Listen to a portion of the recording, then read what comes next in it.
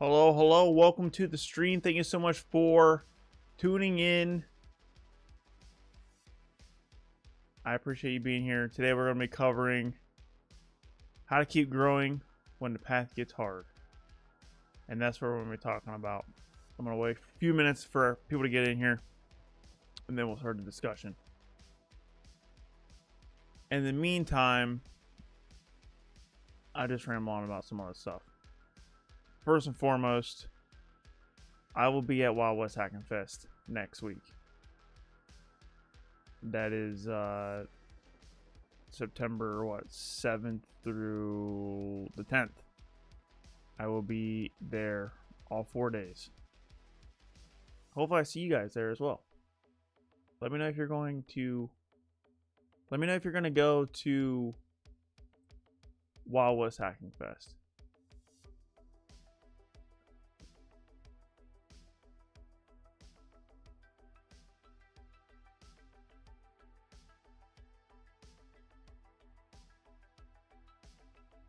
I'm looking forward to it. I've never been to Wild West Hacking Fest. It'll be my first time going there.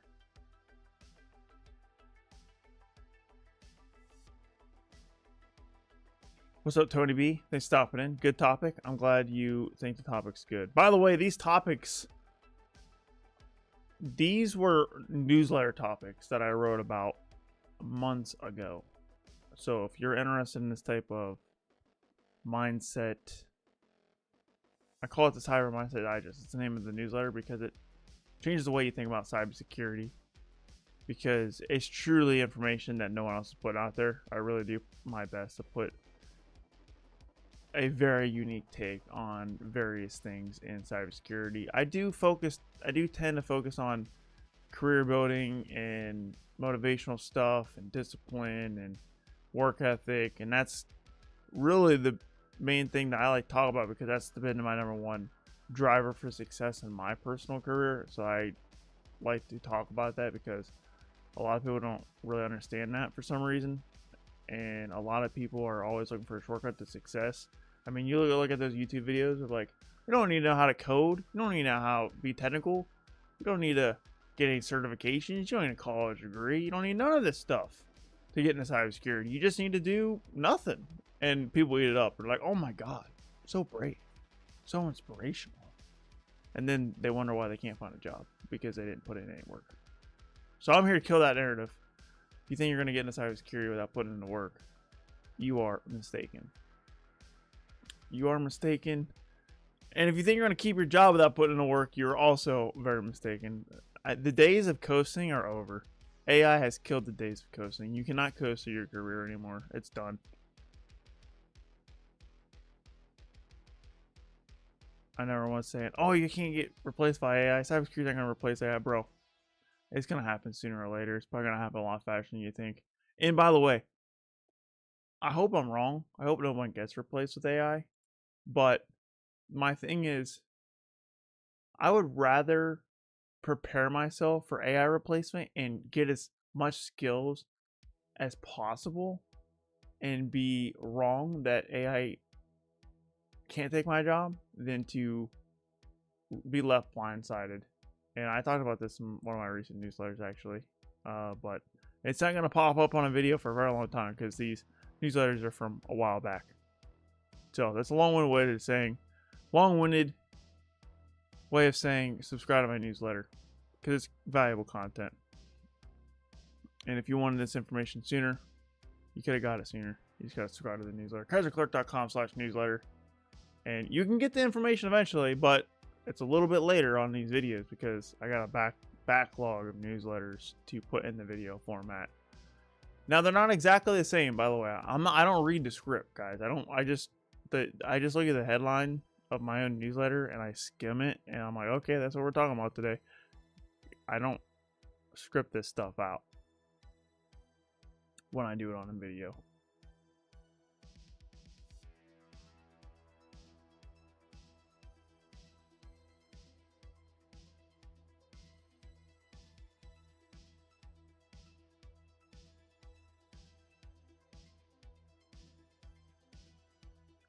In other news, do you guys see that what was the company called? Eccentric. They laid off or fired like 1,600 people or something like that because they couldn't upskill with AI. They literally fired them. They called it exited. They exited like 1,600 people because they couldn't upskill with AI. And I'm telling you, like, if you don't upskill with AI, you will lose your job. It's not a matter of if, it's a matter of when. So, and I know a lot of you guys are not paying attention to AI right now. I know a lot of you are not. And the reason why I know that is because I look at my YouTube analytics like a hawk. And anytime I talk about AI, it always does less engagement than my other topics. And while my other topics are valuable, everything I put out is valuable. If I didn't think it was valuable, I wouldn't put it out there. AI is an important topic. It's not a buzzword, guys. It's not a buzzword. It's here to stay. It's not a bubble. I'm talking about this in my newsletter as well. This is a whole different topic. I wrote an entire newsletter just on this one thing. I'll make a dedicated live stream for that one. But yeah, I'm tripling down AI, boys and girls. I really am. You're going to see a lot more AI content from me because if you don't know it like the back of your hand, then you're toast. You're cooked. That's what the kids will say these days. You're, and I'm not talking about like using AI, right? Using AI is one thing, but like mastering AI and really knowing AI is another thing, okay? Like, I'm not talking about just like simple prompt stuff. What's up, Alan? Thanks for stopping in. What's up, Mohammed? What's up, Death of Sower? My bad, I missed your last two streams. Did you miss the last two? I feel like he was here like 2 streams ago. I don't know. It all blurs together. The weeks literally go by faster than ever. What's up, Paul? Thanks for stopping in, man. How you doing? Paul, you're going to be at Wild West Hacking Fest? By the way, now that we have people tuning in, I said this before no one tuned in because I said it right at the beginning. I'll be at Wild West Hacking Fest next week. There won't be a live stream next week because I don't stream when I'm on the go because I don't know how the internet's going to be there. Like, I don't know how the connectivity is going to be over there. Like, hotel Wi-Fi obviously sucks. And my stream machine is a desktop. And I'm not taking my desktop. I'm not traveling with my desktop. So, I do need to buy a laptop. That's one of the things I want to get. I want to buy a laptop, that way I can work on the go. Like, that's one thing I hate about traveling for conferences. I like to be at the conferences or just traveling for work in general, is that I don't have my main computer, and I need to make my main computer a laptop is what I need to do so I can just work wherever. You'll be at the one next February. Nice. In Denver. Wild West Hacking Fest Mile High. I need to buy my ticket for that, actually. I need to buy it sooner rather than later. I need to buy it before Wild West Hacking Fest starts because I feel like everyone's going to be buying their tickets after Wild West Hacking Fest. You're going to be like, oh, wow, what a great conference. Let me go to the one Mile High. So I need to get on it. So there you go. If you guys want to go to the 1 Mile High, I would recommend purchasing your tickets and your flights before the Wild West Hacking Fest in Deadwood. I haven't done it yet, so you can even beat me to the punch. And I probably won't do it tomorrow either, or tonight, because I got a lot of things to do. But Hacker Tank Gaming, I want to start coding. Can you help guide me, please? I have a video to help you learn coding for a cybersecurity professional. Now, keep in mind, I'm no developer by any means. But I got myself to the intermediate level, and I'm probably no longer at the intermediate level because ChatGPT kind of hurt my skills, because when ChatGPT came out, I just vibe coded everything. Let's see here. Let's see if I can find a video for you. Let me see if I can get the link for you. What's the name of that video? Maybe if I just type in code, it'll pop up.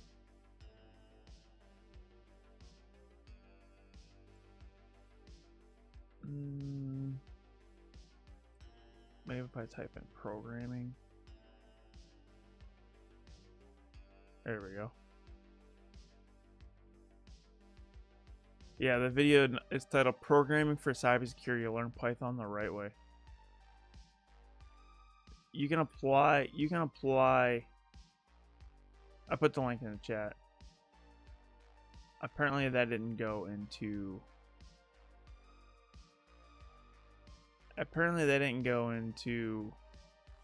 LinkedIn.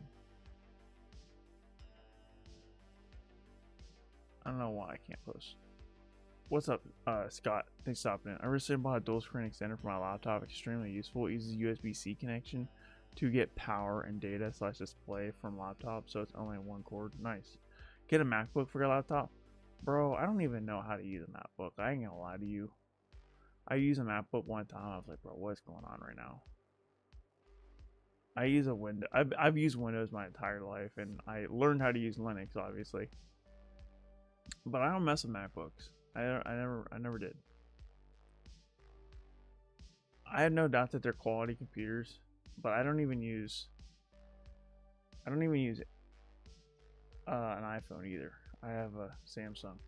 I was about to say I don't have any Apple products, but I actually have a set of AirPods. Like, I don't know if they're like the OG AirPods, if they're like Gen 2s, but they're not like the new ones. But I personally bought the older ones because I like to save money. But yeah, I got some AirPods here. I use them literally every day, all day. I love Apple AirPods. Apple AirPods are the best earbuds on the market, hands down. I've used a lot of earbuds. The best. I bought other products, and the Bluetooth connection never stays connected. AirPods always stay connected. Like, as soon as I open up the lid, boom, they're connected. I can listen to the podcast immediately. I love AirPods. AirPods are the best. I'm dropped them in water, so the microphone's a little bit messed up. I'm not gonna fault Apple AirPods for that, because I did drop it in water several times. But I should probably get some new ones so I get some better microphones. What type of laptop do I use? I don't have one next to me. I have a HP Envy. It's an i7 Windows 11 laptop. That's what I use when I travel. I don't use it any other time, really. My work laptop to my company laptop is a EliteBook HP.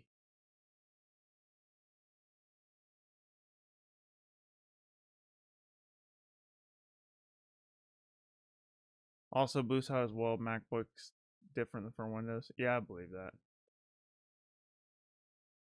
What's up, The Wood? Thanks for stopping in. How you doing today? Did the music stop?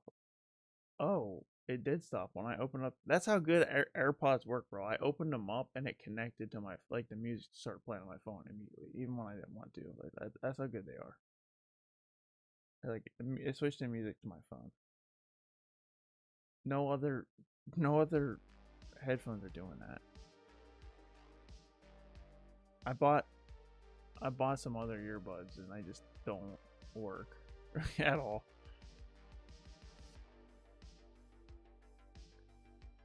Codesters. Have had a couple last round interviews that got to someone else with a bit more experience, whether it be web, AD, redteaming, any advice.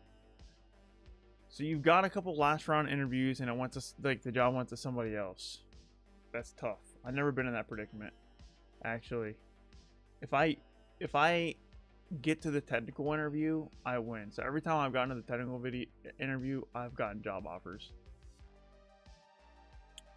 I've had a lot of first round interviews and then didn't get any follow-up interviews. But if I make it to the technical interview, I always got a third interview. Always.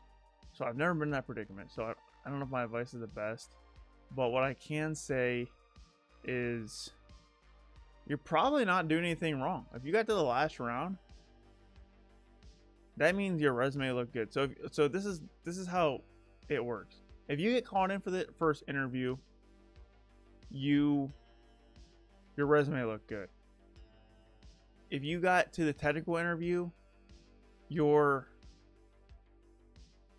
resume and the way you can sell yourself and the way you can speak and market yourself and a small culture fit is there, right? Not a large culture fit, because the recruiter's really not looking for the culture fit. They're just looking for some basic. They're just looking for some basic things that you have to have.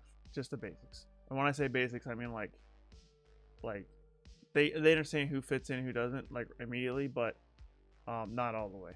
And you have the tech skills that at a basic level that you're looking for. You got the certs that they're looking for, or whatever. Experience. Then you're gonna get a technical interview. Maybe not always, but typically I usually go first round interview, then a technical interview, and then a final interview. I've never been in a place that had more than 3 interviews. But at the same time, I never done so many interviews. I've done a lot of first round interviews, and I got eliminated because I didn't have the experience. Like, I'd have 6 years of cyber defense operations experience. I apply for the job, and I'm like, hey, do you have any pentesting experience? I'm like, no, I never worked as a pentester. I worked in cyber defense operations.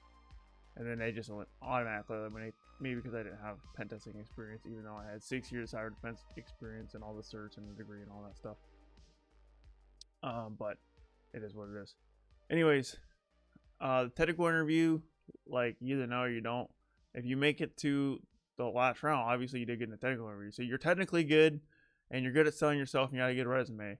So what's telling me is that when you get to the last round interview, this is a long-winded answer. Sorry for taking so long on this, but the last round is always just a final culture fit from like a manager or a high up or owner, and they're just looking to see if you have the same kind of attitude that they want or the same mentality that they want. So if you're not winning that, it's because you're not a culture fit for the company. Straight up. You had everything down pat. Like, your skills are good.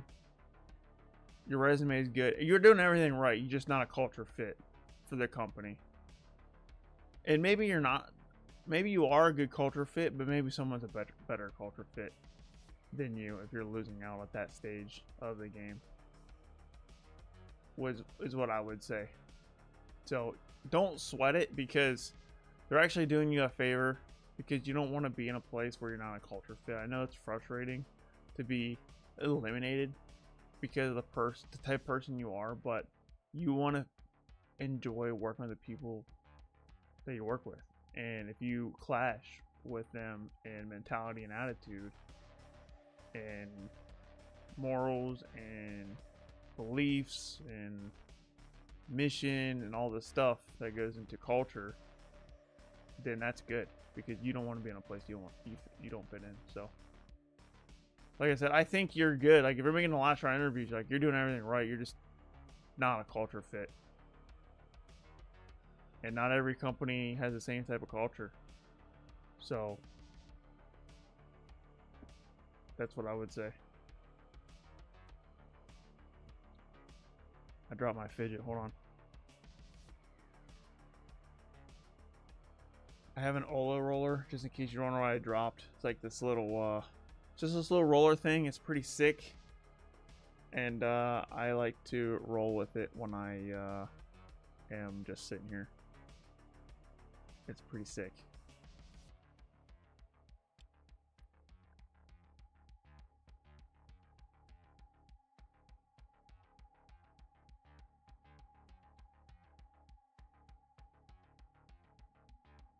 I'm currently using Alienware, bare metal, Arch install. Whew. We got a badass over here. Bare metal Arch. Whoa.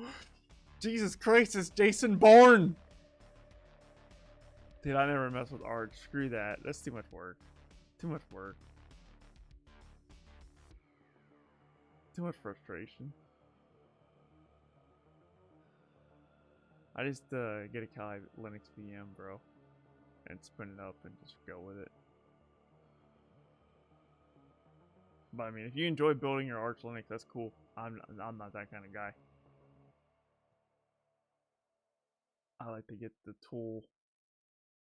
And start going. I like the analogy of the race car driver. So Like the race car driver, they don't build the car.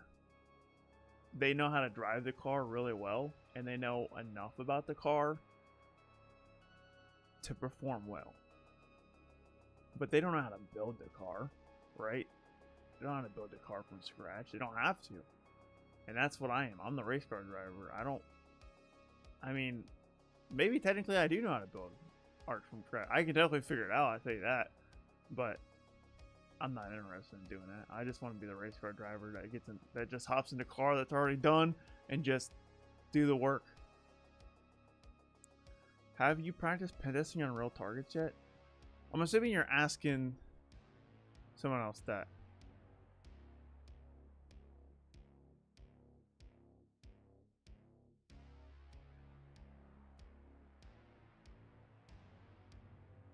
Yeah, I got your email, Scott, by the way. I haven't had a chance to reply to you because I was going to give you a nice list of stuff. If you still want that, I can definitely do it. But he said, I recently had a project where I wrote about the effects the hackers cache had on my decision to pursue cyber despite my non-technical background. Thanks again for the content you put out. No problem. I'm glad you enjoy the content. It's my pleasure. And I'm glad you got value out of it. And I did a live stream. I think it was the last live stream where I talked about the top podcasts that I listen to. So I know you asked me about other content creators and other podcasts. Go back and watch the last live stream. I think it's like about the 40-minute mark of that live stream. If you want to just like go straight to the part where I start talking about podcasts, go to the 40-minute mark or so, and you'll see all the podcasts. I'm going to drop a video on the podcasts in the next couple of weeks. Like I'm gonna take that live stream and I'm going to cut it up, and I've already edited it.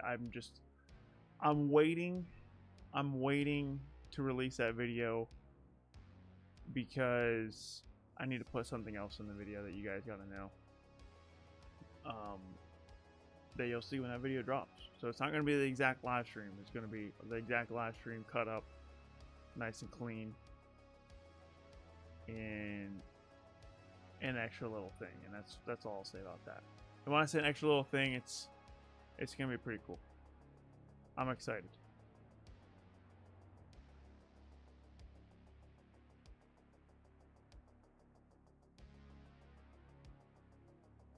One key point is be able to explain it to the panel, but also be able to explain at a high level to an executive. Yeah, that's a good point. Seems to be the most people's issue. Yeah, that's a good point. You gotta know your audience, especially if you're talking to like a high level executive. A lot of people don't know how to do that. Luckily, I had the opportunity to do that when I was in the military, like talking to high ranking military personnel, you know, like my commanders and stuff, and my commander's commander.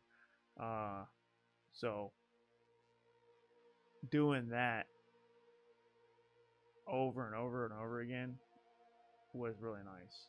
I mean, there was a point in time where like all I did was set up phones, mobile devices for like the top ranking people on my base, and I got really good at explaining things to a high level to non-technical people.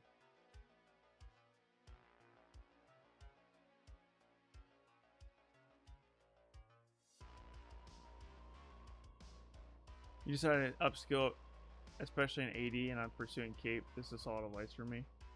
Yeah, I mean, for sure, keep upskilling, 100%.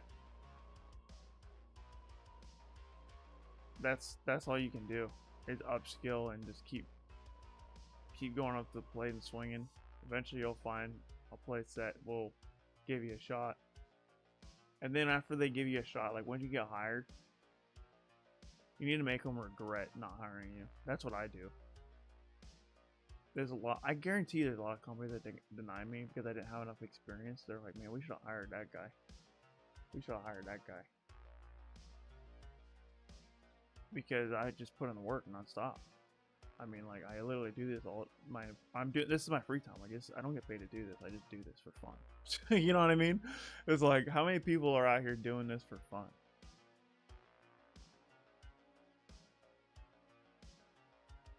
I can't hear your voice properly in microphone. Does anybody else have my problem with my voice?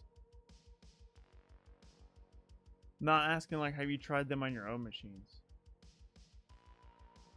You know what's funny is I actually only in-mapped my own Windows machine like one time. And my mom had an old Windows 7 computer. I'm like, Mom, you gotta upgrade this thing. And like, I tried to like pen test her thing, but unfortunately I was unsuccessful. Mostly because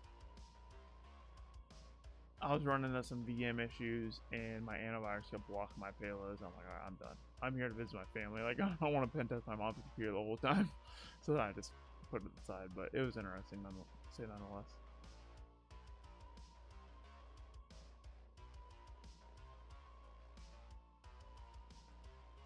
I got a pop-up LinkedIn. It says LinkedIn user.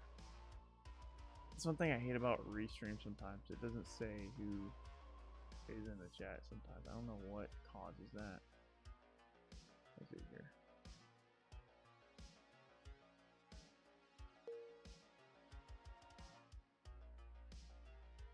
Oh, Cody Miller. What's up, man? He says, what's cooking good looking? Thanks for stopping in. Looking for a mentor-ish in the offense field? You know, I don't offer mentoring services, although I will say that I have recently done a mentorship for someone. So if you're really interested in it, feel free to hit me up and we can work something out. But I don't have like official mentoring services, so if you're interested, feel free to hit me up. But honestly, the reason why I don't have mentorship services is because I put enough content out there. I truly believe like there's enough content that I've put out to set you in the right direction.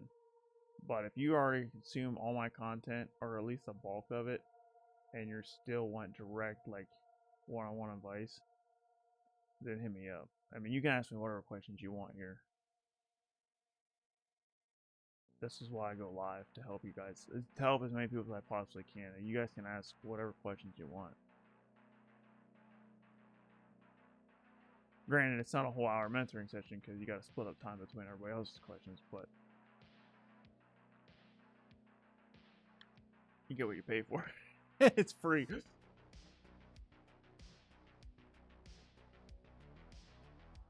I sound somewhat quiet to you? Do I sound quiet to anybody else? Is the music too loud? Or is my voice not loud enough?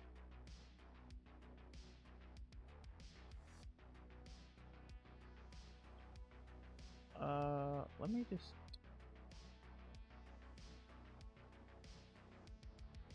I'll turn up my mic a couple notches here. I feel like I need to do that anyways. How do I do this? Advanced audio properties. It's at 0 decibels. What if I just say 2 decibels? There we go. I bumped it up 2 decibels. Does my voice sound better now? It's definitely louder. I tend to automatically bump it up 3 to 5 decibels in all my videos, so I can understand why it sounds like I'm quiet.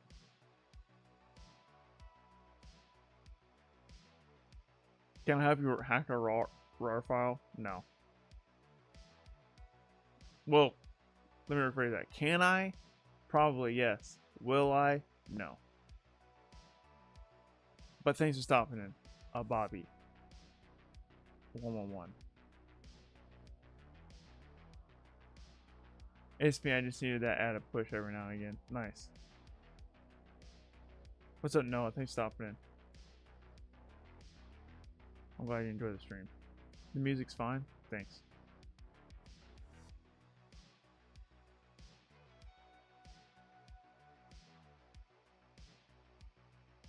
Yeah, consistency is number one thing to growing, for sure.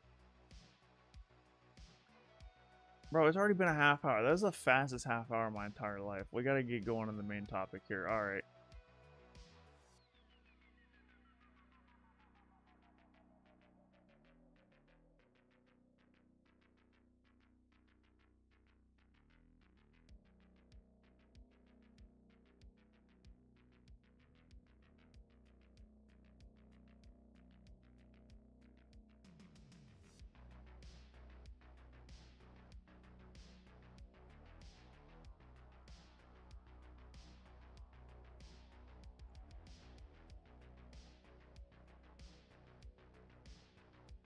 All right, so let's get into the main discussion here.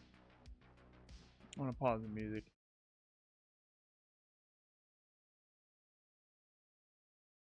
So today's topic is beyond the basics, how to keep growing when the path gets tough. So lesson number 1, use plateaus as your advantage. So when you feel like you've mastered something, when you feel like you really know something, when things start to get easy, that means you're plateauing. If it doesn't feel hard, then you're not growing. Cybersecurity does get harder over time. It doesn't get easier over time because in order to level up, you have to go into a harder level. That's just how it works, right? If you get to a point where you feel like you know everything, that is a warning sign that you're not growing anymore. And that is also a warning sign that you are about to get left in the dust because everybody else is upskilling. And the stuff, the attacks and the methodologies and the technology and the tools, they constantly change. So if you are have like a set thing that you do on every pen test or like on every, or if you're a defender and you're just constantly doing the same thing over and over again, if it feels monotonous, if it feels routine, then that's a sign of a plateau. So you got to use it as your advantage. Like if you feel that plateau, then that should be a signal for you to go out and upskill, go get higher level certifications, go find something incredibly difficult to do, and add some more skills to your tool belt. And it's hard to do, but in the end, it's going to be worth it. Lesson number 2, reflect on failure. They are gold for growth.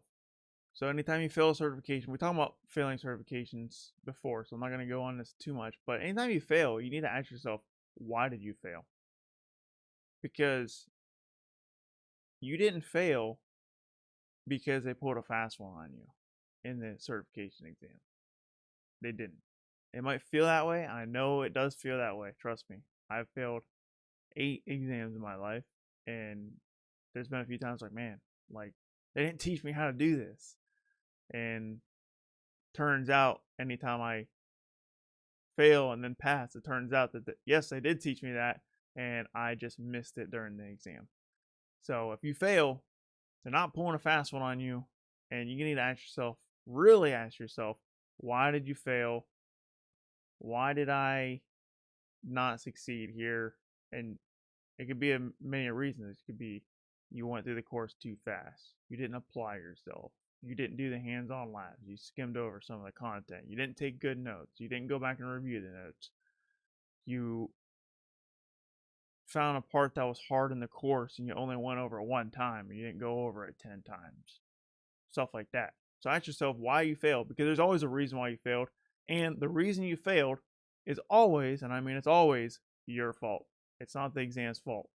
And the reason why I can confidently say it's the exam's fault, because like I said, I failed certification exams, and when I go back and retry it again and pass, I passed because I went back to the labs and figured out where my weaknesses are, and I passed. And another reason why you know it is your fault when you fail is because other people are passing that same exact certification, and if there's other people that have passed that same exact certification, that means it is possible to pass that certification exam.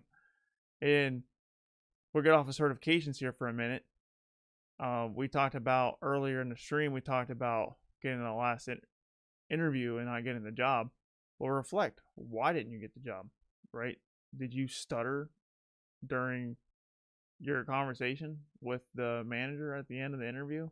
If it was an in-person interview, did you not have a firm handshake? Did you have a stain in your shirt? Did you not dress properly? Did you not brush your teeth? If you're in it could be any of this stuff, right? There's interview etiquette, and if you don't show up looking your best, then that's not good. So there's always a reason why you didn't win. And when it comes to interviews, sometimes it is out of your control. Most of the time, it is out of your control because you can't change who you are as a person. And like I said earlier in the stream, if you get rejected in the final interview, it's simply because you wasn't a culture fit. Lesson number 3. Study for purpose beyond the exam. A lot of people, they just memorize the exam content and then they dump it when they pass. And you can't do that. And I definitely look like someone who's done that before because I have so many certifications, but I promise you I haven't. And the reason why I know I have is because there's been a handful of certifications that I have literally passed without prepping for at all. And the reason why is because when I studied for the other certifications, I really ingrained the information in my brain and it stuck. And that gave me the ability to go into literally CompTIA Security X. That's the hardest, most difficult certification that they offer. I went in there, crushed it, didn't even study. Not for a second I studied. And the reason why I did that is because I really paid attention during my Security Plus studies. I really paid attention to my Pentest Plus studies. I really paid attention to my CYSA Plus studies, my CISSP studies, and my CEH studies, and all these other exams, my OSCP. Really paid attention to all of this. And I paid attention to my schoolwork, and I paid attention to my actual work and my actual job. And because of that, it was ingrained in my brain, and I can go in and pass some certifications without even prepping because I legitimately prepped for the 15, 16 certifications before. So when you are studying, make sure you are ingraining that information in your brain because it is going to turn up in the real world. It's going to turn up in other certification exams. And the whole point of getting a certification, a lot of people think it's to get an interview or to get a job. That's not the point. The point is it helps get an interview. It helps get the job. But the point is you want to be good on the job day one. And in order to do that, you have to really take your study seriously. So that's all I have to say. I mean, there's really only 3 lessons. So to recap, use plateaus to your advantage, reflect on your failures, and study with a purpose beyond the exam, right? A lot of people get these exam dumps and they just dump it. Don't do that. So hopefully you got some value out of this. If you enjoyed the message, like I said, this comes from my newsletter. I wrote this, when did I write this? November 4th. Now it's September 30th. So what's that, 10 months? So yeah, it's been a while. So you could have got on my newsletter a little earlier if you're not subscribing to my newsletter and you're interested in cyber content. And it's a little bit more in-depth in my newsletter too, by the way. This is like a summary of the newsletter. And it's more structured in the newsletter because I don't really ad-lib as much. Obviously, like I put a lot of thought into the structure of that. But yeah, if you want to sign up on my newsletter, it's kyserclark.com/newsletter. Putting this content out every single week, and it doesn't reach the video format until like 9 to 12 months later. So, and now this is the result of that. You'll see it on a live stream, or you're going to be videos soon. I'm actually going to take these out of the live streams. I'm going to switch my live stream format again, and that's all I'll say about that one. I'll give you a little teaser. I think it's going to get a lot better, but the live streams are going to change up again. And if you got value out of this content, do me a favor, like the video, subscribe for more hacking and cybersecurity content.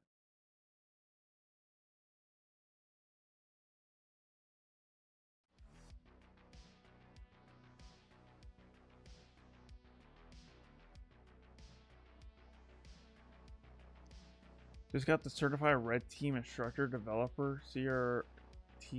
I never even heard of that one. And the Kubernetes red team analyst. Interesting. Practical certifications last week, and now I'm currently working on Dante ProLab. Nice. That sounds like some advanced stuff. I know Dante's like the beginner ProLab, but ProLabs are still hard nonetheless. I haven't done any ProLabs yet. See ya, Alan. Peace out. Thanks for watching. Thanks for hanging out. Take care. Brother, how do I contact you? Just go to my website, kyserclark.com. I have all my contact information there, like my email, DM me. My email is kyser@kyserclark.com. Feel free to email me if you want to get a hold of me. What's up, Neofesh? Thanks for stopping in.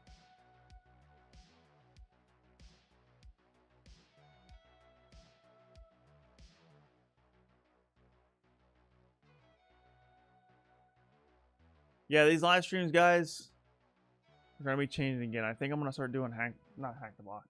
Try hack me. I want to be doing try hack me at this time again. Start to get more into technical stuff. I know you guys like this Q&A format, and the Q&A format isn't going anywhere. Trust me.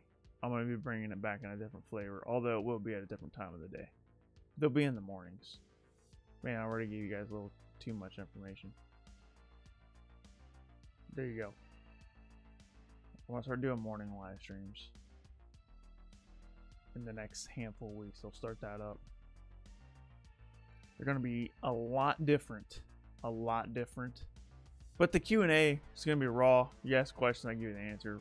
I'll give it to you raw. But the rest of the content is going to be a little bit different from what you guys have seen.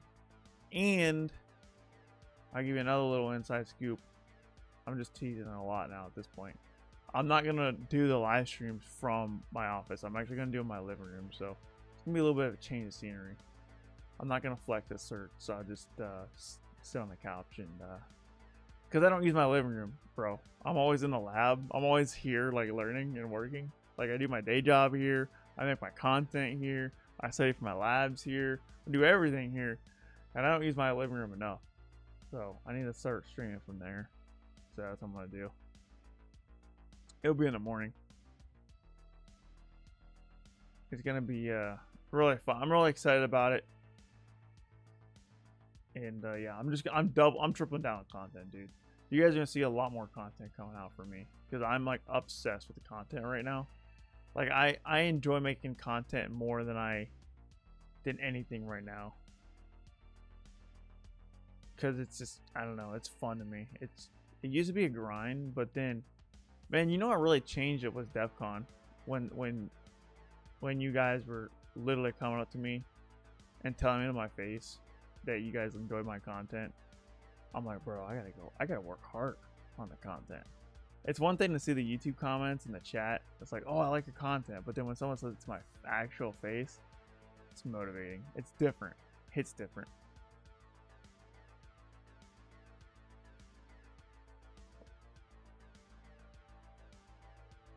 Polyclips.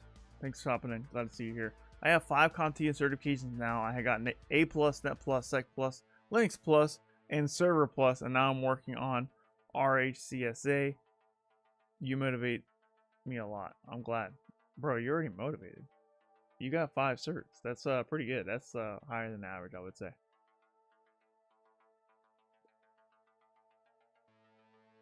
Yo, what's up, Wi-Fi Addict? How's it going, man? Thanks for stopping in. We got some new people in the chat, so I'm just going to say this one more time. I will be at Wild West Hacking Fest next week. There will not be a live stream next week because I will be at Wild West Hacking Fest. And if you're going to be at Wild West Hacking Fest, definitely DM me and we'll meet up and we'll have a good time. I guess that's supposed to be a smaller conference in DEF CON, so shouldn't be too hard to find me. I'm taller than most people. I'm pretty easy to find. I'm excited for it. It'll be my first Wild West Hacking Fest. I'm doing the initial access training, like the Red Team training. I'm excited for that. I'm doing some training there. I'm super hyped for that, dude. In-person training, I think it's cool. I've never done in-person training. I did it at B-Sides Columbus. I did the in-person attacking AI course that Jason Haddix did at B-Sides Columbus, and it was really nice. I loved it a lot. It was cool, and it motivated me to just start learning how to hack AI and LLMs. So that's why you're going to see more AI and LLM hacking from me on my content. And we're going to get some AI certifications as well. And that was my first in-person training I've done that wasn't Air Force training, so I enjoyed it a lot. I'm looking forward to more in-person trainings. So yeah, I'll be at Wild West Hacking Fest in Deadwood next week. No stream. Hopefully I see you there.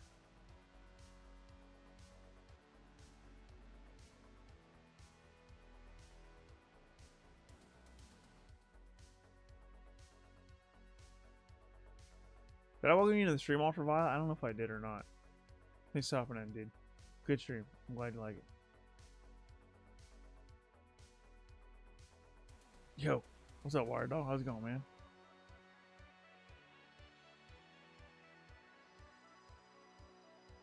He said, welcome back.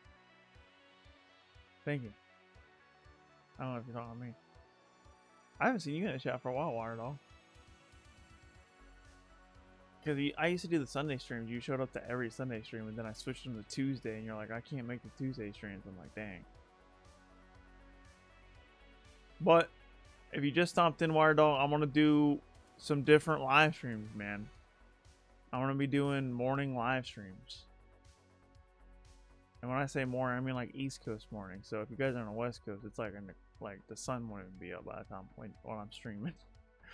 But I'm excited for these new live streams I'm going to be pulling out. I enjoy these live streams a lot. And it motivated me to do morning live streams and a little bit different of a flavor. Mondays and Tuesdays are difficult due to prior arrangements. Yeah, I understand. No worries at all. If you can make mornings, then my other streams will be. You'll be able to do those. Because I'll be streaming on more than just Mondays and Tuesdays. God, man, I want to I just can't not talk about it. These new live streams I'm going to be doing. Guys, I want to be going live as many days as I possibly can. Like every day. Like Monday through Monday. Every day. Except for the days that I have to have some kind of like crazy emergency going on, which hopefully never happens. These new live streams are gonna be hype. I've been teasing it, been talking about them. I don't want to give away too much information because it's still just an idea, but the idea is pretty fleshed out. I just need to implement it now. Like I said, I'm gonna do the stream from my living room, so I gotta make up a whole new like studio setup in my living room. I just got a new microphone for it, like a live in ear microphone, so I can like clip it to my shirt and I can just talk because I can't put this microphone. I guess I could put this microphone in there, but it would just be a pain just to like unhook this one, take it upstairs, put it back down here. It's be a pain. I'm not doing that.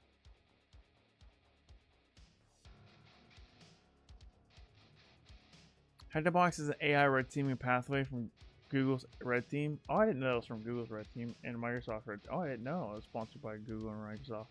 And the AI Red Team 101 free course on YouTube. Nice. I recommend Hack the Prompt 1.0 and 2.0 for some really good labs. All right, let me write that down. I'll check that out. I do want to do the Hack the Box Academy's attacking AI red teaming or the AI red teaming pathway. That's on my to-do list as well.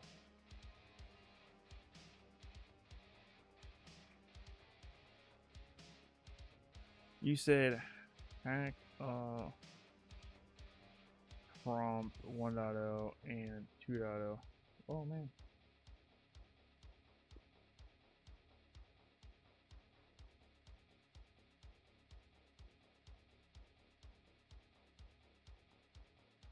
Unfortunately, this stream has to end at the 1 hour mark, so we got about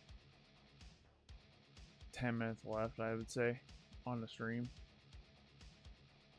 because I have a paper due at midnight Eastern time, and it's almost 8 o'clock. So that gives me 4 hours to type. It's probably a 10-page paper, and I gotta hurry up and do it.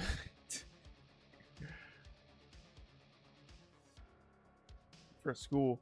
And if you're wondering what I'm going to school for, a lot of people don't know. I've said it a few times, but in case you don't know, I'm going for my MBA.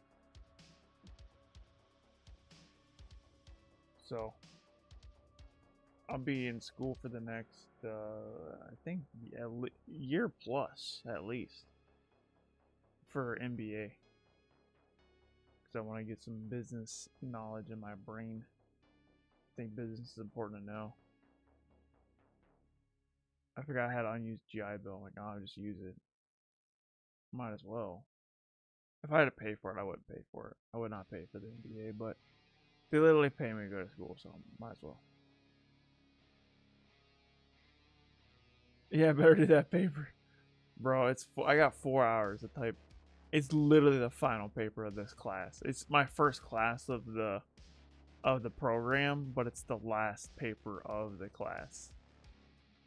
Worth like 25% of my grade. And I waited till the last minute to do it. But I'm really good at school. Like, I got a routine. Like, I'm good at it. I can crank it out fast. I can crank it out fast.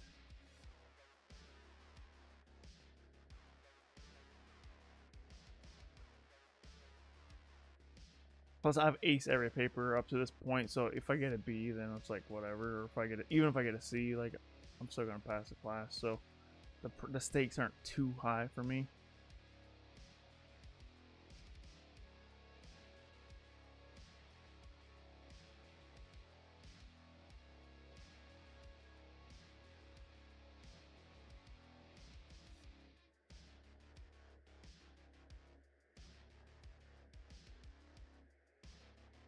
You got some confidence, bro. I've typed the papers last minute.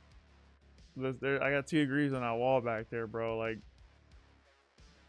I work better under pressure. I purposely made it to where I procrastinated, and the reason why is because if I don't procrastinate, I spend more time on school than I want to. And that sounds weird to say, but school isn't my top priority. Getting the content created and making the content quality is my top priority in my free time, and then my other top priority is to do my certifications in my actual hacking labs.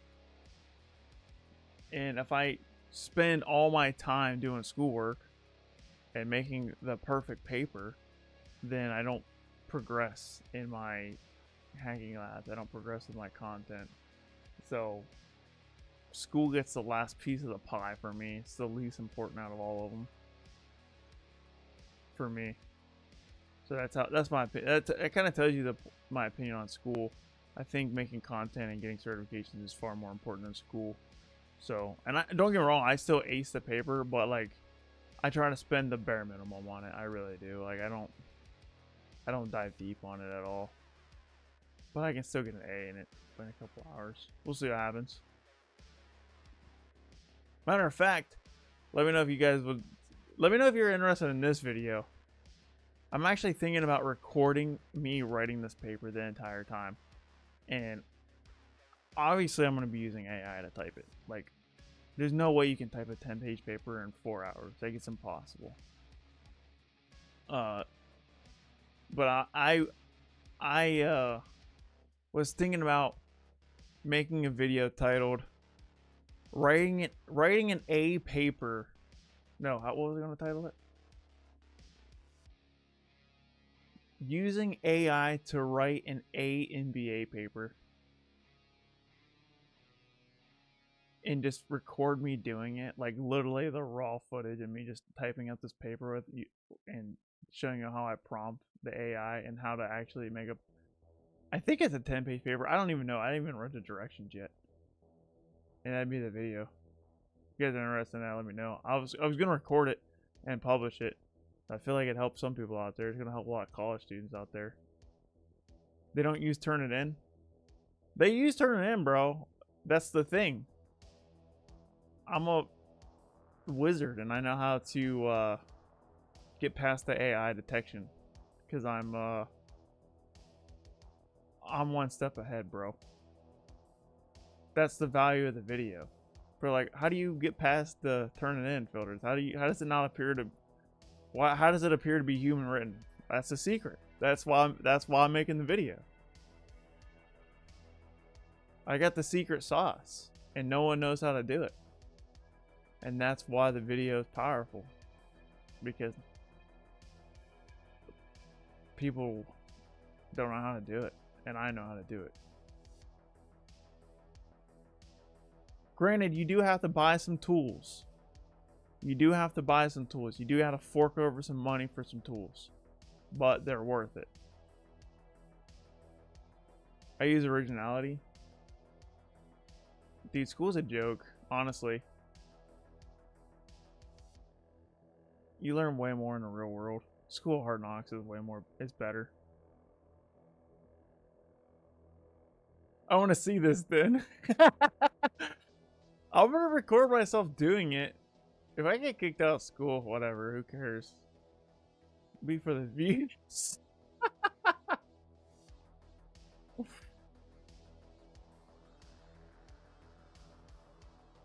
I do want to preface this by saying that I got my first degree, my bachelor's degree, before ChatGPT came out. I think ChatGPT came out on my like third to last class or something like that. I did like 90% of my degree when ChatGPT wasn't even a thing. So it's not like I don't know how to school, bro. You know what I mean? All AI did, it made the same quality paper, but I can do it faster now. That's all it does. It just speeds up the process. It's the same thing. The result's the same thing. It's just like 10 times faster. Originality is an AI detector. Oh, got it. Okay. I never heard of that one.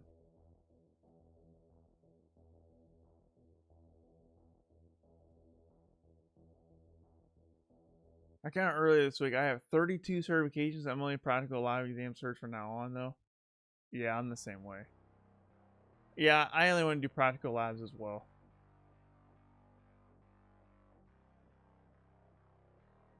Well, I take that back. I'm gonna get some. I want to get the CCSP. That's the Certified Cloud Security Professional, and I also want to get some AI certifications. That CompTIA is coming out with a Sec AI Plus. By the way, they did a beta exam. I signed up for it, and I didn't get in. I don't think. I'm gonna. They didn't even reply to me. I think I typed in the wrong email, to be honest with you. So I'm gonna try it again. But I want to get the Sec AI Plus, and then ISACA has one. But you have to be CISM or CISSP certified to even do the beta for their AI cert. But it's like that's like an AI managerial cert, I guess, or like an AI risk management cert. But I want to get these AI certs. There'll be multiple choice certs, but I think it'll be worth getting. What's up, Brandon? How's it going? When you did your skill bridge, did it lead to at least an interview, or if not, did they still offer something like a recommendation for being a reference? So when I did my skill bridge, I was working for a pentesting firm. I was doing pentesting work as an intern, and it was real pentesting work. And what happened was I got this feeling that it wasn't the place I wanted to work for multiple reasons. I don't want to crap on the company because they're really good people, and I'm thankful that they brought me in and gave me the experience that I got in. But I felt like it was a little bit of a culture clash for me. That was the number one reason. Well, that was a reason. It might not be number one. I think the number one reason why I started looking for other jobs after I got in the position was the salary. Because I don't know what they were going to offer me. They probably would offer me a job if I would have stuck to it. But we got into some early salary discussions before the skill bridge even started. And I just didn't like the money that they were talking about. It was too low for me. And when I got in the position, I realized it was a little bit of a culture clash for me. And the combination of the culture clash and the money made me want to go out and pursue other positions. And then when I landed a position, I said, hey, this company is giving me this position for this much money. If you can match the salary, I'd love to stay here. And they're like, they told me that they couldn't match the salary, and they said, you better take that offer. And I'm like, all right. And that's what happened. So they didn't have to give me a recommendation or a reference because I found a position before the skill bridge was even over. And like I said, I would have probably stayed with the internship company if they would have matched the money. But they didn't match the money. So I moved on. But unfortunately, the company that gave me that offer, they retracted the offer a couple months later. So then I got left scrambling for a position, and then I ended up in the position that I'm currently in, which was actually the best thing for me, because I'm not going to mention the company, but one of the peers that I've connected with worked at the company that retracted my offer, and I was like, hey, I saw you worked here, how was it? And he was like, oh, it was a crap show, it sucked. He's like, it's good that they retracted your offer because I didn't like working there. And I'm like, oh, interesting. Well, I guess I ended up in a better place anyways. So if your offer gets retracted, it might be for the best. It sucks in the moment, but it all works out in the end. Because if they retracted your offer, like if they wouldn't have retracted the offer, they would have just laid you off down the road anyways. So there's that. I had a buddy who worked at a job for like a month, and they let him go because the company was broke, basically. But they didn't want to admit that they were broke, and they were just like, we can't tell you why we're firing you, even though you didn't do anything wrong. But yeah, it's weird out there, man. Like, even if you do land a good job, like, they can fire you and let you go or retract your offer at any moment in time. This is why I always talk about keeping your skills sharp, and personal branding is important, because you never know when a company's gonna be like, yeah, we decided not to keep you around. What's up, Corey Perry? Did they give you a reason why they retracted the offer? Yeah, they did. So it was their client, which was a big client, dropped the deal. So the company I was working for had a client that had a load of work, like a load of pen testing work that needed to get done, which is why they brought me in to do this work. And then the client / customer dropped the deal, and because they dropped the deal, there was no reason for me to work there. So that's what it was. Yeah, don't get too complacent, comfortable or complacent. Yep, exactly. Yeah, because things change. You know, you never know when the client's gonna drop you, or customer fire you, or what's gonna happen in the political landscape, the economy.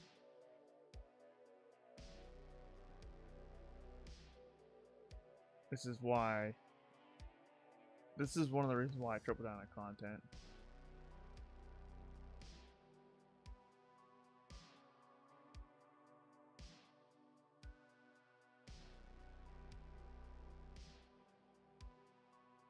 You know, I'm always like, the biggest mistake you can make is, a lot of people make this mistake. They don't post on LinkedIn until they need a job. And that's the worst mistake. That's the worst time to post on LinkedIn. You know what I mean? Like, you should be posting on LinkedIn all the time. And then when you need a job, people are like, wow, this guy's been giving us a ton of information. You don't need to make content like me, but if you're making valuable posts, then you, it's easier to find positions because you're not really left scrambling.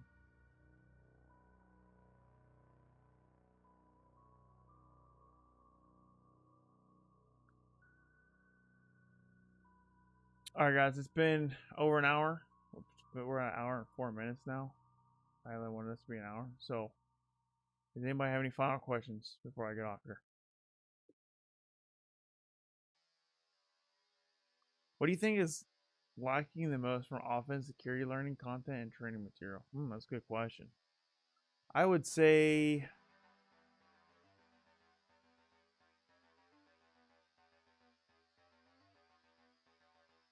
I guess it depends. For OffSec, what's lacking is like man in the middle attacks, because they ban those in the OSCP. Like layer 2 attacks, art poisoning, all that stuff. They don't cover that. So then when I went in the real world, I'm like, bro, what the heck is responder? Like, I didn't know what it was. Never used responder. I use it on every pen test now. It's a necessity. So it's just a basic tool too. But I didn't even know what it was because the OSCP didn't cover it at all. Didn't even mention it in passing. Like, so that was one thing OffSec failed at. Another one that's lacking would be the low findings, right?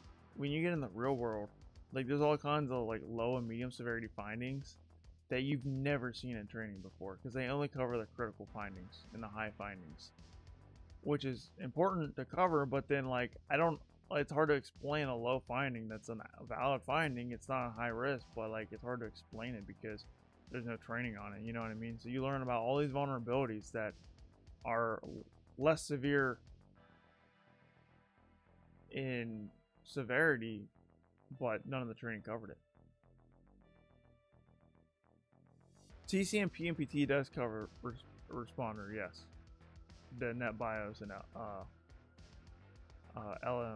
LMMNR poisoning, they cover that for sure, 100%. Which is why I specifically called out OffSec and not said all training in general. But yeah. What's up, Mr. Joshua? I got Network Plus yesterday. Congratulations. Security Plus is my next goal. Halfway done studying. I feel like a lot was covered in Net Plus. Plan on taking tests in 3 months. Nice.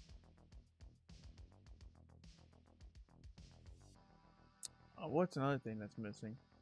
One thing it's impossible for them to prepare you for is like clients. If you work for a consulting firm like I do, arguing your findings. Like you find a finding, it's valid, and then you put in a report, and they're like, this isn't a finding, or like, oh, it should be a lower rating.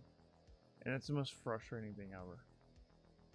And it's like, this is what I want to say, but like I gotta be playful and respectful. But it's like, bro, like I didn't write this finding to look like I'm cool or to like show you that I'm better than you. Like if I could have not wrote this, I would have not wrote this. I hate writing reports. You know what I mean? It's like if I write something, like it's a legitimate finding. You know what I mean? So it's like I'm not trying to like pull a fast one on you here, because it would be easier for me to not call it a finding and then not write it up.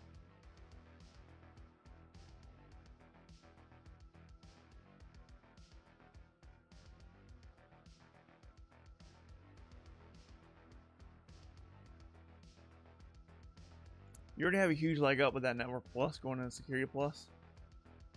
I got a Security Plus in my first cert, didn't get the Network Plus. And my performance-based questions were pretty hard for Security Plus because I didn't really understand how networking worked, to be honest with you. They just assume you know it, which makes sense because Network Plus is technically supposed to come before Security Plus. So I didn't know how to submit or nothing. In your opinion, Security Plus is easier? I kind of disagree with that because Security Plus you need a 750 to pass. Network Plus you need a 720 to pass.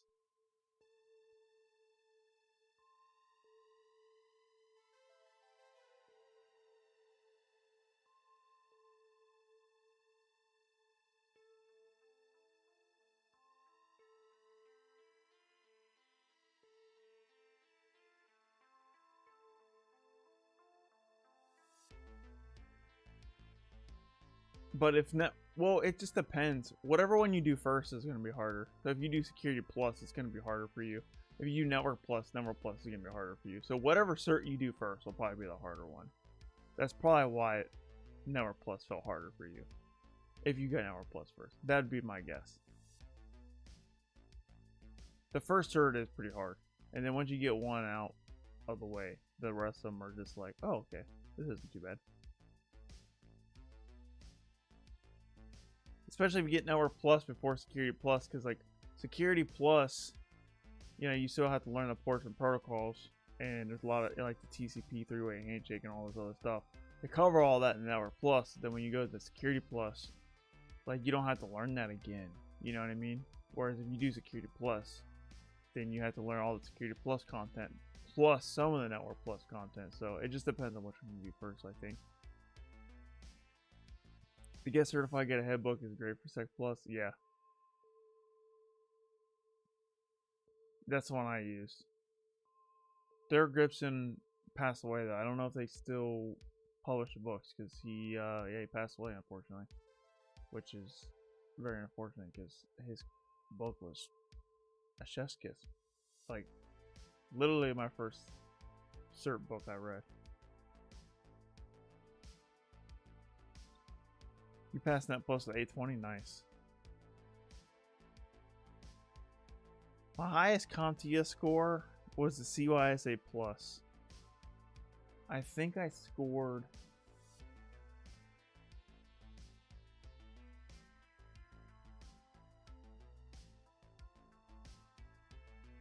bro, I don't even know. Now it's bothering me. Let me see if I can find it. I think I have the file on here. Let me look. What did I get for that score? I know the CYSA Plus is my highest CompTIA score, but I don't know what the score was. Let's see if I can find it here. I typically save my score reports on and put them in a file. Score reports. CYSA, there it is. Boom.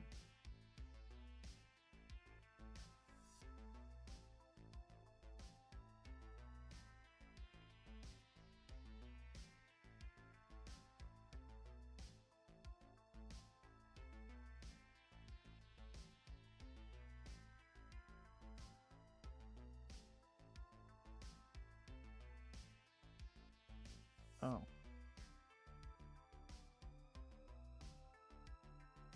Oops, I accidentally closed the chat, guys. I did not mean to do that.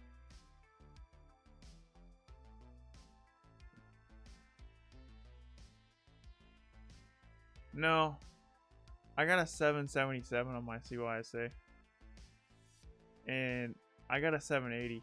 I got a 780 on my Security Plus. So my Security Plus would be my highest score. What did I get on Network Plus? I got a 754 on Network Plus. What did I get on Linux Plus? Linux Plus I got a 752. I got a... Oh yeah. Oh. 752 for Linux Plus. I got a 754 on Network Plus. What did I get on Pentest Plus? 772 for Pentest Plus. CYSA Plus was 777. I know for a fact I got Security Plus at 780 because of my first cert. I'll never forget that. I don't have that score report digitally because they printed it out in the military. I got the paper stored away. What did I get for Cloud Plus? 759.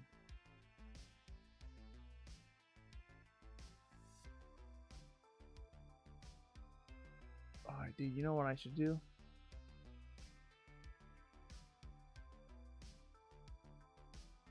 Wonder if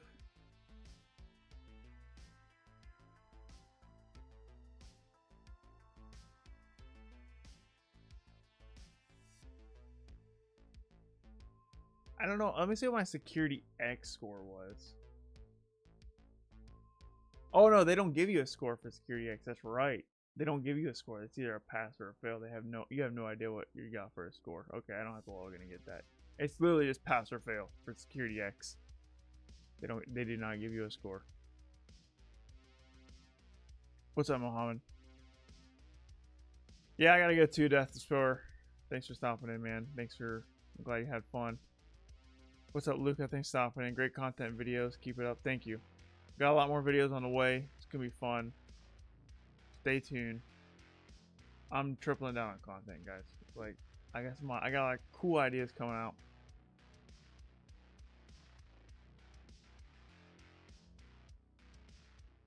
And yeah, I'm excited for the content that I have planned, and I'm excited for these new live streams. So stay tuned. I'll be posting on LinkedIn. If you guys are here in the stream, you got a little teaser about the new live streams. But yeah, stay tuned for the new live streams. Like I said, I'm gonna be doing them in the mornings, and my goal is to do them every single day, like without fail, no days off. Because what else am I gonna do? You know what I mean? What else am I gonna do? You know, like, bro, work-life balance. Take a break. Bro, what's there to take a break from?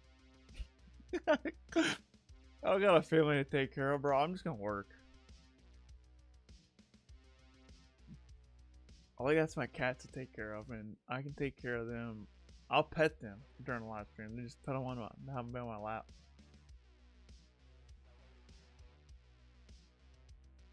I'm doing the video course on LinkedIn Learning. Nice. I don't know what that is. What's up, Alexander? What cert was the most fun to get for you? Oh, that's a good question. The most fun? The most fun. The most fun. The most fun. Get.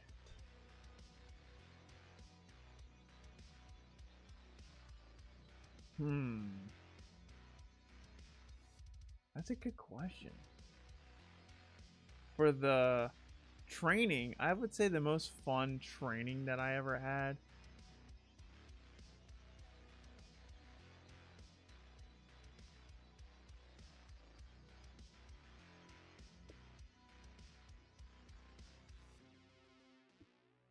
I don't know, man. They're all pretty grindy, man. They all have their charm. I think the most fun exam that I had, like not counting the training, I would say my most fun exam was the OSWP, OffenSec Wireless Professional, because it's only a 4-hour exam. It's hands-on, it's practical, and it's like it's still hard. You know what I mean? But the report's not like stupid long. So I would say my favorite exam was the OSWP. Like I actually had fun doing that one. Like a lot of fun. So that was the most fun exam for me. For training though, the most fun training. Which one would it be? Every training sucked, bro. To be honest with you, I think the best, most fun training, this is gonna be might a little unexpected here, but I think the EJPT, man, the INE security training was really fun. I really enjoyed that cert training like the whole way through. I think that one was a very fun time, like during the training. So if I had to put from a training aspect, EJPT my number one. From a like exam standpoint, OSWP. CISSP's Big Boy Security Plus. Yeah, that's a good way.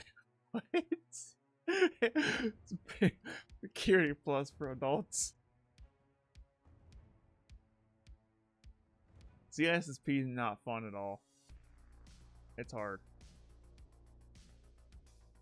Like the exam and the training.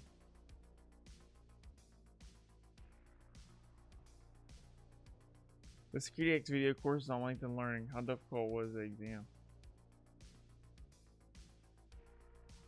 SecurityX exam is pretty hard, man. I didn't study for it, but it was still hard. Maybe that's why it was hard, because I didn't study for it. But they asked some pretty hard questions, but they're not as hard as CISSP. So they're definitely harder than the CYSA Plus, obviously, because CompTIA, like, they rank their difficulty certs in the correct order, in my opinion. It's definitely harder than the CYSA Plus, but it's also easier than the CISSP.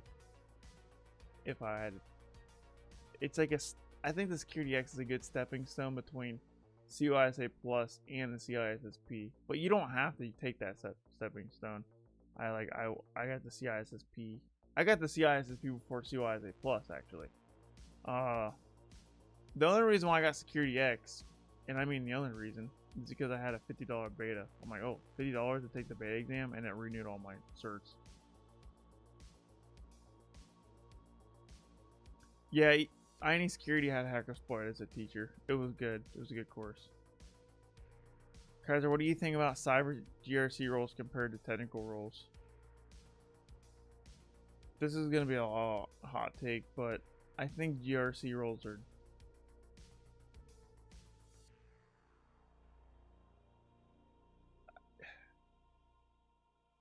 I think GRC roles are most prone to AI replacement. That's what I think about GRC roles. The less technical you are, the easier you are to replace with AI. And that's a fact. So,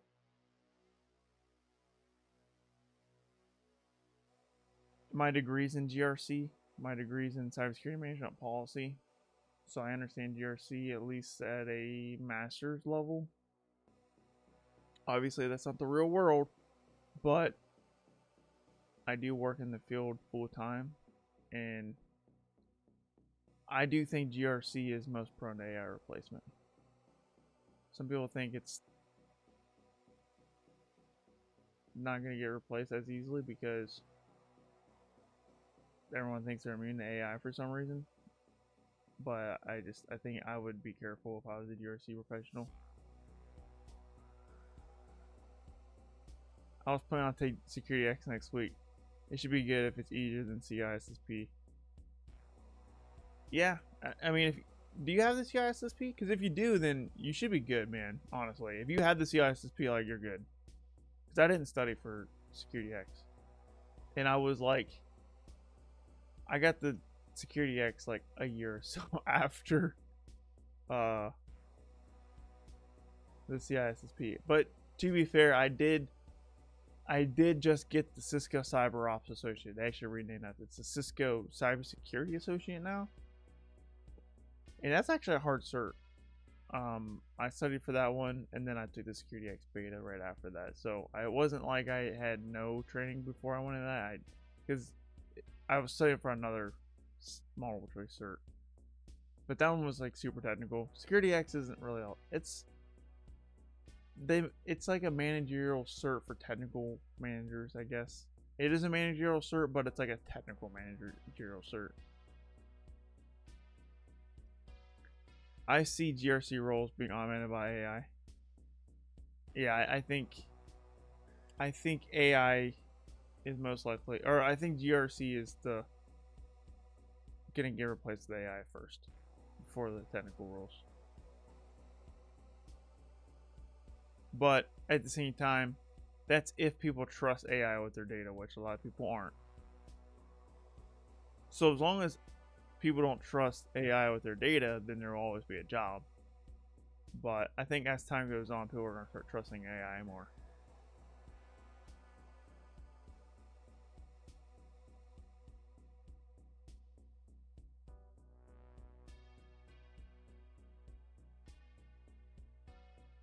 I personally think risk management is important, but a little dubious about it being lumped with overall category GRC.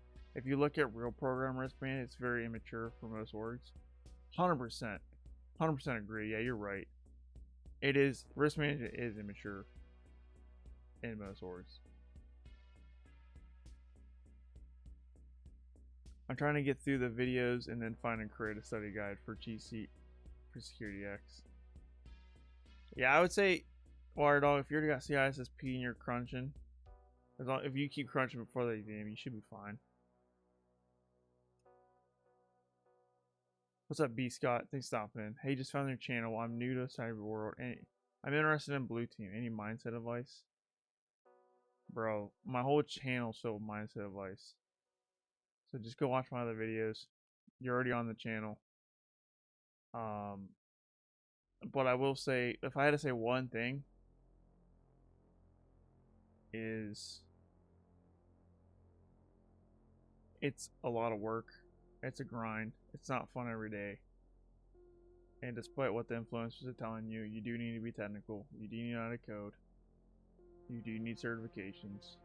Degrees help. All that helps. So don't buy into the shortcuts to success, is what I would say. A lot of people eat it up. They're like, it's literally my biggest pet peeve right now. This is why I make so much content talking about how hard cybersecurity is, because there's so many influencers that are like, it's easy. You don't need technical skills. You don't need how to code. You don't need certs. You don't need degrees. Like, we don't need anything. There's so many videos out there like that. It drives me bonkers. Like, bro, like, I would be unemployed right now if I didn't have a wall of certs, 2 degrees, and programming skills. You know what I mean? I would be unemployed, bro. So I would say don't buy into the shortcut to success. It's a grind, it's a long process. You will make progress after a while, but don't expect fast results. And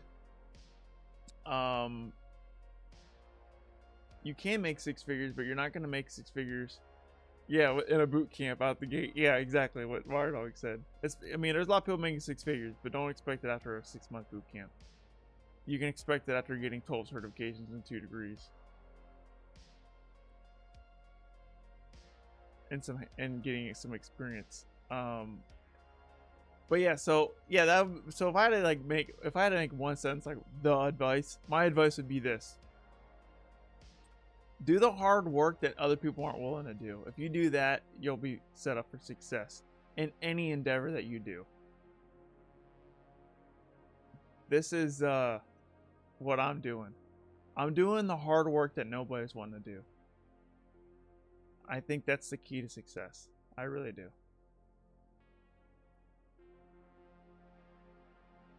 Notice how those boot camps and ads dried up? You used to see them all over the place. Yeah, that's true. You're right. I have 19 certs. I do. It's a lot. Noah and Kyser got it all going on. Numerous degrees, search projects, and internships. It's because I live, breathe, sleep this, dude.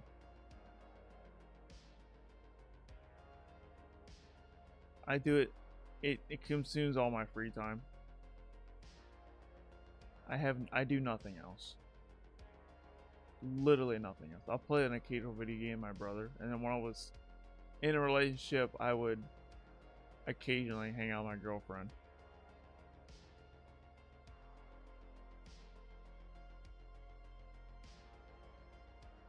But now that I'm single, there's no girlfriend to hang out with, and that's why you see a lot more videos from me lately.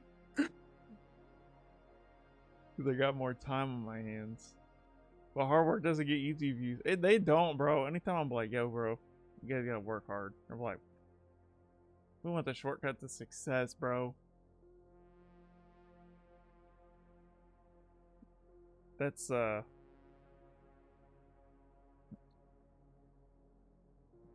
wish it was easy. You know what's funny is I thought it was. I thought if you got like 4 certs and a degree, like you'd have like 150K a year job.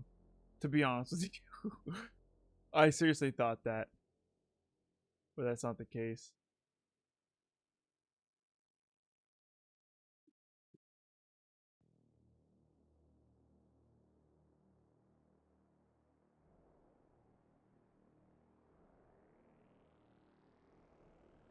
Practical skills, what you need. Yeah, find your passion too.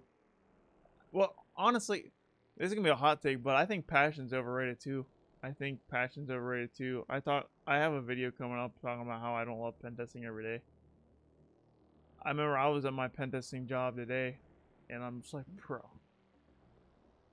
I don't feel like doing that right now.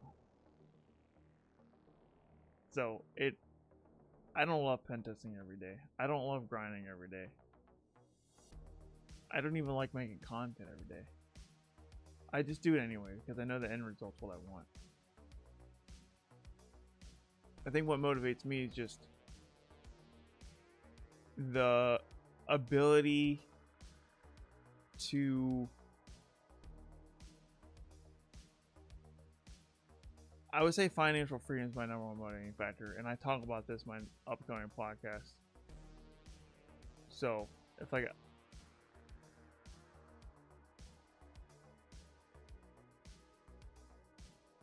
just like it enough. I like it more times than not. But when you can do it when you don't feel like doing it, that's the key. It's been helping me out a lot. Passion's overrated for sure. I just meant there are 50 plus different things, so you might as well find the one that you gravitate to. Yeah, that's true. 100%. Yeah. Mine was pen testing, ethical hacking. I was like, man, that sounds more fun than anything. It's harder than it. I think believe it's harder than everything too, but that might not be true. I have a video about the drop about this. It's a different kind of video, by the way. It's gonna come out in a couple weeks. It's already made. If you're a member, you can already watch it because members can watch my content early. But it'll be dropping here in a few weeks. Different kind of video. You're gonna be like, wow, this is way different kind of video, guys. Like, this isn't even nowhere near the same. Get that FU money so I don't need to work unless I have to. Bro, that's what I'm saying. That's what it is. That's the best way to put it, yeah. That's what I want to do, man. I want to work because I want to work, not because I have to work. I'm still in the I have to work. You know what I mean? I'm still in the if I stop working, I'll be homeless mode. You know what I mean? And I'm like, I don't want to be there.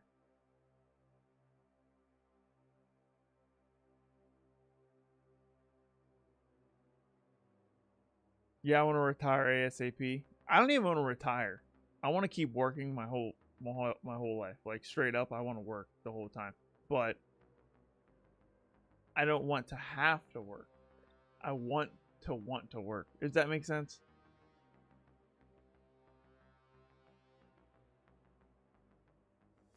All right, guys, I gotta get going. I got a type of paper that's due in like 3.5 hours. So it's been a good discussion, guys. I'm glad you guys are here to hang out. Hopefully you got some value out of the show. Like I said, no live stream next week. I'll be at Wild West Hacking Fest. You're gonna be there. Come say hi. We'll meet up. I'd say get a beer, but I stopped drinking. I'll drink a non-alcoholic beer though, if you want to buy one for me. What else?